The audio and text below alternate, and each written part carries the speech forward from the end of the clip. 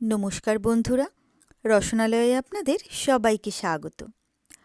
আমার আজকের রেসিপি হলো ফিশ ঝালফ্রেজি। এই ফিশ ঝালফ্রেজি কিন্তু আমরা ভীষণ সহজে আর চটপট বানিয়ে ফেলতে পারবো।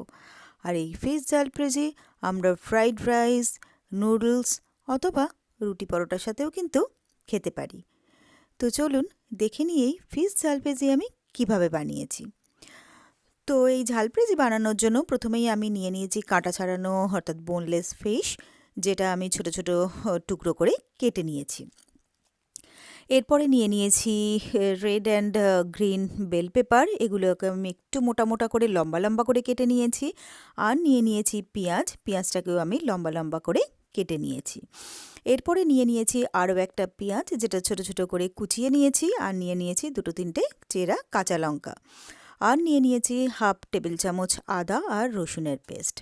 এখানে নিয়ে নিয়েছি কিছু ড্রাই স্পাইসেস, তার মধ্যে রয়েছে 1 চা চামচ জিরে গুঁড়ো, 1 চা চামচ ধনে গুঁড়ো, 1 চা চামচ চিলি ফ্লেক্সের বদলে কিন্তু নর্মাল চিলি পাউডারও নেওয়া যেতে পারে।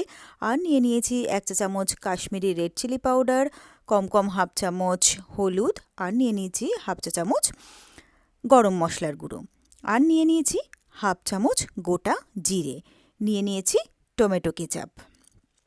এরপরে আমি এই মাছগুলোর মধ্যে দিয়ে দিচ্ছি নুন, আর নিয়ে নিয়েছি ব্ল্যাক পেপার। তো 1 চামচ ব্ল্যাক পেপারও আমি মাছের মধ্যে দিয়ে দিলাম। এবারে নুন আর ব্ল্যাক পেপার দিয়ে মাছগুলোকে খুব ভালো করে আমি ম্যারিনেট করে নেব।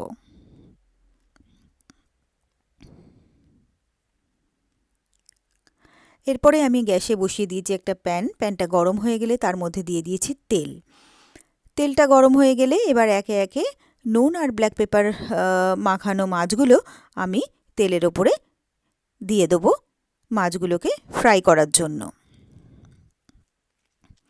তো সবকটা মাছ আমি এইভাবে দিয়ে দিলাম। এরপরে এক পিঠটা ভালোভাবে আমি ভাজা হতে দেব। তো এক পিঠটা ভালোভাবে ভাজা হয়ে গেলে প্রত্যেকটা মাছ আমি একে একে উল্টে দেবো, যাতে অপর পিঠটাও খুব ভালোভাবে ভাজা হয় তার জন্য। আর এই ফিশ ঝালফ্রেজি কিন্তু বানানো যেমন সহজ, খেতে কিন্তু হয় অসাধারণ। তো সব মাছগুলো খুব ভালোভাবে ভাজা হয়ে গেছে। এবারে আমি এগুলোকে তুলে আলাদা একটা প্লেটে রেখে দিচ্ছি।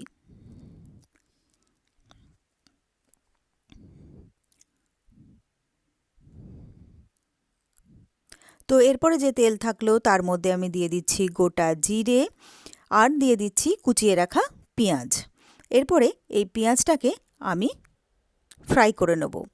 তবে পেঁয়াজটা কিন্তু খুব লালচে করে বা ব্রাউন করে ফ্রাই করব না। যতক্ষণ পর্যন্ত পেঁয়াজটা নরম হতে সময় লাগবে সেই পর্যন্তই কিন্তু আমি পেঁয়াজটাকে ফ্রাই করব। অর্থাৎ পেঁয়াজটা নরম হয়ে গেলেই কিন্তু সেই পর্যায়ে ফ্রাই করা হয়ে যাবে।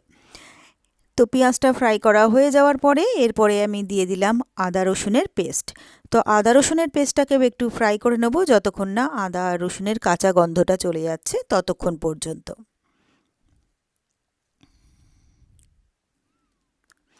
এরপরে আমি দিয়ে দিচ্ছি চেরা কাঁচা লঙ্কাগুলো। তো কাঁচা লঙ্কাটা দিয়েও আমি একটুক্ষণ ফ্রাই করে নিলাম। এরপরে যে ড্রাই স্পাইসেসগুলো নিয়েছিলাম সেইগুলো সব এর মধ্যে দিয়ে দিলাম, আর এর মধ্যে দিয়ে দেবো ভেজে রাখা মাছগুলো। এইবারে সবটাকে খুব ভালো করে আমি মিলিয়ে মিশিয়ে নিচ্ছি। তো সবটাকে ভালো করে মিলিয়ে মিশিয়ে নেওয়ার পরে এটাকে একটুক্ষণ আমি কষিয়ে নেব।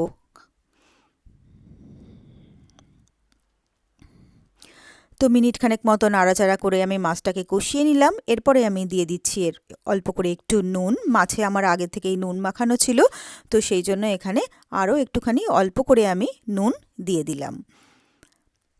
তো মাছটাকে আমার কষানো হয়ে গেছে। এরপরে দিয়ে দিচ্ছি এর মধ্যে টমেটো কেচাপ। তো 2 টেবিল চামচ টমেটো কেচাপ আমি এর মধ্যে দিয়ে দিচ্ছি। যদি টমেটো কেচাপ না থাকে সেক্ষেত্রে কিন্তু টমেটো পিউরিও ব্যবহার করা যেতে পারে। তো এবার টমেটো কেচাপটাকেও খুব ভালো করে মাছের সাথে আমি মিক্স করে নিলাম। এরপরে যে পেঁয়াজ আর বেল পেপারগুলো আমি মোটা মোটা লম্বা লম্বা করে কেটে রেখেছিলাম সেই পেঁয়াজ আর বেল পেপারগুলো আমি মাছের মধ্যে দিয়ে দিলাম। এরপরে সবটাকে খুব ভালো করে আমি মিক্স করে নিচ্ছি।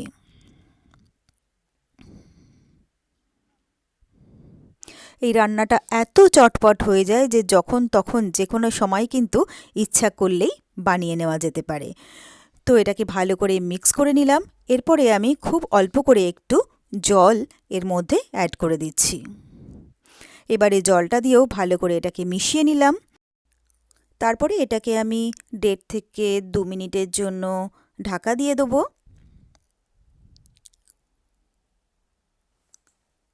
2 মিনিট 1.5-2 রান্না হয়ে গেলে এরপরে আমি 1.5 মিনিট পরে ঢাকনাটা খুলে নিলাম।